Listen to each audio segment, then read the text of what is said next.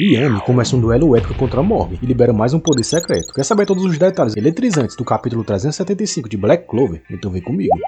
O capítulo começa mostrando alguns minutos antes do que aconteceu no capítulo anterior, onde Nat tinha prometido segurar o Morgan e o clone do Lúcio sozinho, para que a Itika socorresse o Yami. Como vimos no capítulo passado, o vice-capitão dos Touros Negros tinha invocado sua magia de território das sombras, mas uma coisa não saía da cabeça dele, que era como seu irmão falecido conseguiu usar a magia da escuridão, original de Lucifugos, que ele usou para derrubar o capitão dos Touros Negros. A resposta para isso, caso você não lembre, foi que o Lucius ressuscitou o Morgan antes do dia do juízo final, encarnando o demônio de nível superior dentro dele, transformando assim o irmão de Nat em um de seus paladinos. É aquela mesma trama de Naruto, onde o Kabuto revive meio mundo de ninjas poderosos com o Edo Tensei para enfrentarem a Aliança Shinobi. Só que aqui, o que me deixa curioso é porque o Lucius não ressuscitou Cavaleiros Mágicos do nível de Rei Magos. Das duas uma, ou ele não consegue fazer isso ainda, ou ele tá guardando esse trunfo para usar contra o Aster e Yuno na batalha final. De toda forma, seria bem legal que o mangá fizesse um link com o filme de Black Clover e a gente pudesse rever Princess, Jester, Edward, Conrad e quem sabe até o Lemiel de volta. Lembrando que o Lucifugos está diretamente ligado à família Faust, quem tentou a todo custo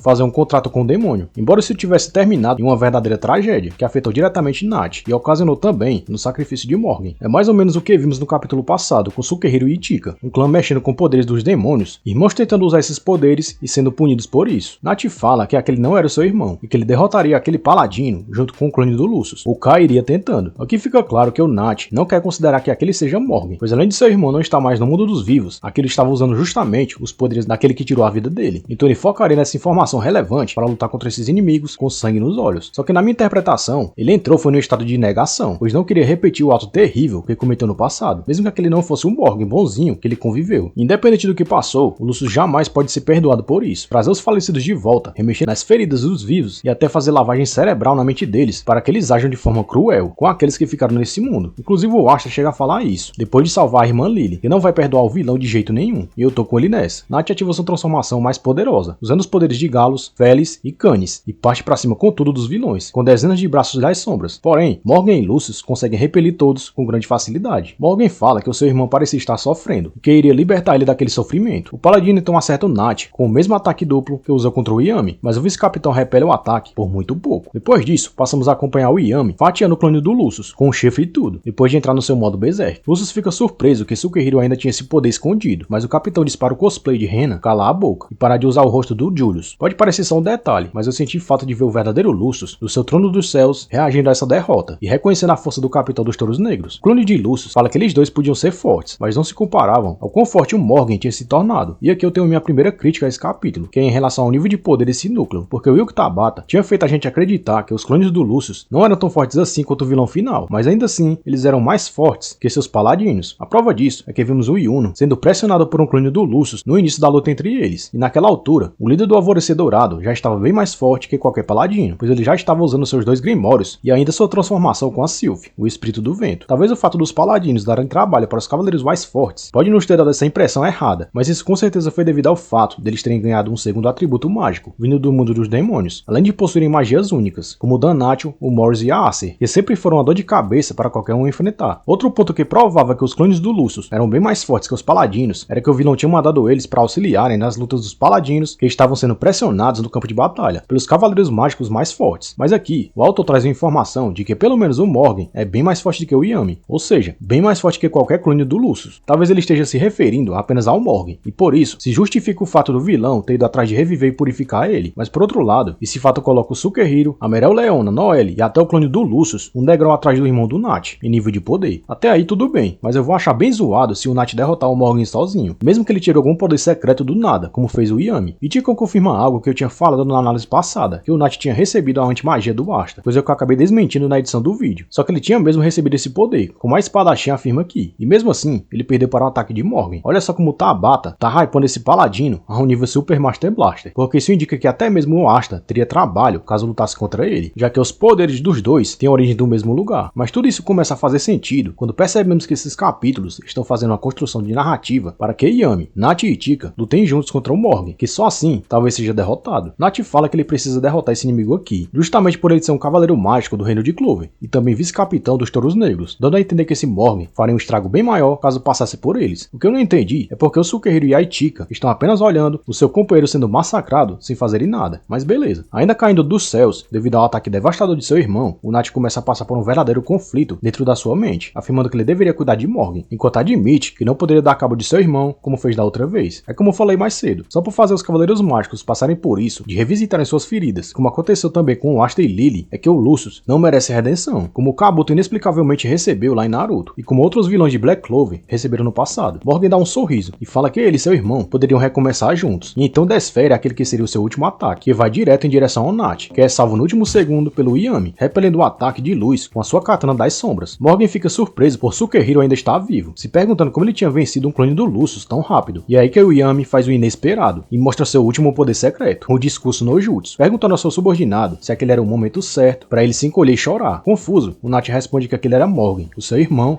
mas não consegue repetir, porque o Yami interrompe Nat, falando que tinha ciência disso, mas não podia permitir que o vilão fugisse dali para ferir mais pessoas inocentes, ainda mais quando Morgan, em vida, sacrificou tudo para proteger essas mesmas pessoas. O capitão ainda diz que aquele Morgan se foi e não vai voltar mais, que Nat escolheu carregar aquele fardo pelo resto de seus dias, então ele deveria ser o único que conseguiria pará-lo, mas caso ele esqueça disso, seu capitão estava ali para lembrá-lo de tudo, inclusive de que ele não estava sozinho nessa. Yami finaliza dizendo que eles iriam lutar contra esses monstros juntos, mas o que realmente deixava ele possesso de raiva era que além de ter tomado o rosto de Julius, o Lucius ainda estava profanando aqueles que já tinham ido de arrasta para cima. Sem paciência para papo, o Morgan ataca Sukehiro com seu poder da luz, mas o ataque não causa nem arranhão, apesar das preocupações por parte da Ichika. Sukehiro parte para cima do paladino em alta velocidade e tenta fatiar ele usando sua katana das sombras, reforçada de magia negra, mas o Morgan defende com uma espada de luz e outra de sombra. Yami fala que não podia esquecer de Morgan e de quem ele era, mas a única coisa que ele poderia fazer nesse momento, enquanto Lucius usava sua imagem e corpo, era fazer ele beijar o chão, para que ele voltasse ao seu descanso eterno. O capitão dos Touros Negros então começa a invocar um enorme orbe de escuridão, e aquilo era sua famosa magia das sombras, Black Moon. Caso você não lembre, esse é um ataque do Yami, que ele usa depois de ativar sua Mana Zone, summonando o poderoso buraco negro acima nos céus, que suga tudo do inimigo, inclusive suas magias, enquanto não tem influência nenhuma na magia do usuário e de seus aliados. Lembrando que até hoje não tivemos qualquer explicação sobre a origem dessa magia, assim como todas as outras magias das sombras de Yami, então eu acho que essa é uma boa hora para especular. Tudo indica que os poderes do Sukehiro, incluindo o modo Berserk, praticado por seu clã, estejam ligados a algum contrato com um demônio de nível superior do submundo, o que explica essa transformação monstruosa do Sukehiro. E essa ligação provavelmente seria com Lucifero, que tem as mesmas propriedades dessa magia de lua negra. Como sabemos, buracos negros têm uma força gravitacional insana. E qual personagem de Black Clover tinha poderes de gravidade mesmo? Ah sim, Dante Zogratis, que olha só, tinha um contrato justamente com Lucifero. Se falar que o demônio em pessoa, depois de reencarnado, reconheceu a magia das sombras de Sukehiro como algo bem familiar, lá no arco do ataque dos demônios, sendo que ele sequer foi capaz de reconhecer o Lib, que era o seu conterrâneo lá no submundo. Então tudo indica que não só os poderes de Yami, como do seu clã inteiro, vêm de Lucifero. O triste é que eu duvido que o Yuki Tabata aborde essa questão agora, já que estamos na reta final do mangá. O capítulo termina com o Yami preparando um corte dimensional, só que dessa vez reforçada pela magia negra e pela força gravitacional gerada pela Black Moon, enquanto Morgan se prepara para defender o golpe, usando seus dois atributos mágicos ao mesmo tempo. Porém, eu acho bem difícil que o paladino consiga defender isso e sair ileso, a não ser que ele use sua velocidade da luz para desviar do golpe. Lembrando que já vimos o Sukehiro fazer, lá no arco do templo subaquático, um corte que atravessou dimensões, que inclusive ganhou o nome de corte dimensional, usando justamente essa magia das sombras. Então pouca coisa não vai sair daí. Agora eu quero saber de você. Acha que o Yami vai conseguir pelo menos ferir o Morgan com esse ataque? Deixa sua opinião aí embaixo e amanhã tem a análise completa do capítulo 376 de Black Clover, o último desse ano. Como sempre, obrigado por ter ficado no vídeo até aqui e valeu!